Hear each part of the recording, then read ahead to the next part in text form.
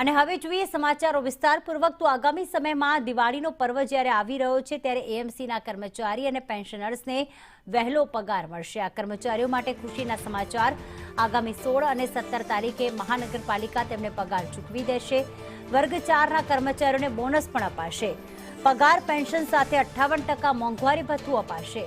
24,800થી વધારે કર્મી અને 15,000 જેટલા પેન્શનર અને છે તેમને આ લાભ આપવામાં આવશે। આનાથી મહાનગરપાલિકા પર 155 કરોડનો બોજો પડશે। પગાર તો વહેલો મળશે પરંતુ સાથે 58% મોંઘવારી ભથ્થું પણ પગાર પેન્શનનો આપવામાં આવશે।